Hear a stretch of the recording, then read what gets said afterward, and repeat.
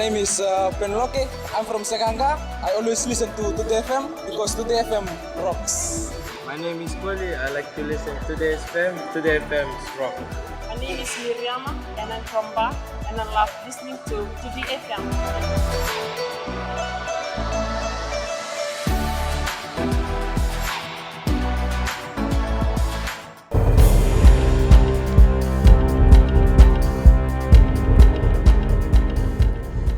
Ni sambul binaka sai ko ngo na Vakaleleka ni nonda itu tu ko na bungi ndai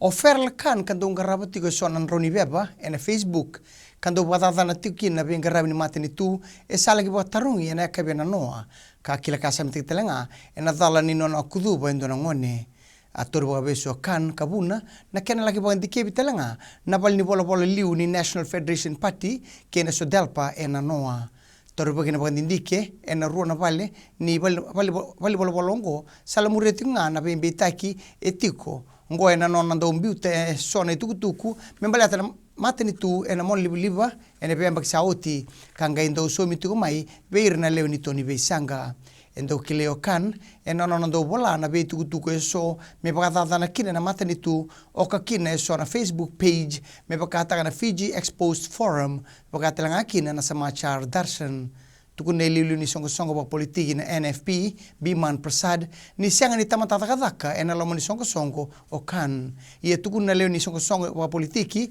na so delpa Filipe Tuisawau ni sianga ni kila na kena lagi banganti kebi na non to bali bola na bongi Abatarong ito umando kan kasere na mataka indai ia tauri tele wa besu ena ndona kisi ni kudu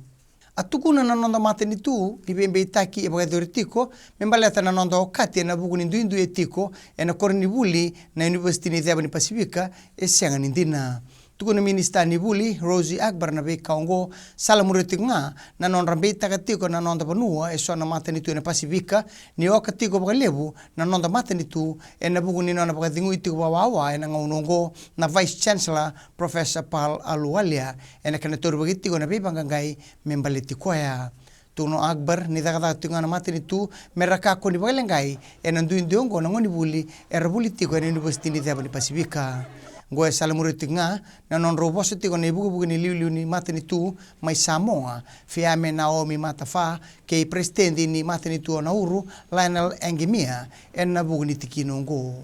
na singa ni kia na maro tikitu kina na kalima sa uli ambaki ni nonda tu ngalala na kotoba sana pande tikitel tu ngakina na kia sana city na tauni ni sarapanua mai nandi Gona be kai bagandita kana minista ni be bagatroida ketaki na be korlelebu Premila Kumar ena no mbose bata keir na ndo somi bada ena tauni mainandi ena noa etukuna ni se tiko sarmai na tubutu bongo ena rono ndol tinika lima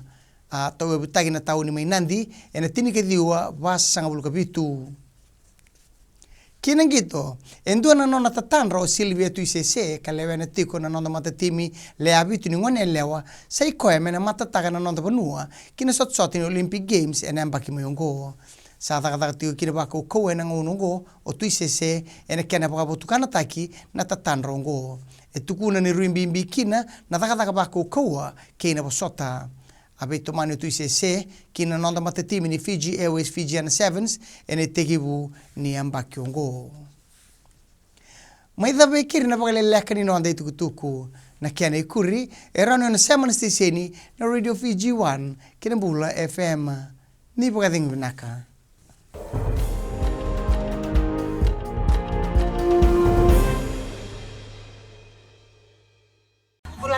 na vango la tila tarelau au daptu mana korbatura on tawara na kinuele na santa konrobe total ta kana warang wali na Bula FM ira kena serap kena tumta ka ndo matagren Bula na hako dersia au baki tuelo toka au talita kana warang na Bula FM na banduan stere Solo mina ya to sabe betapu na warang na Bula FM na banduan stere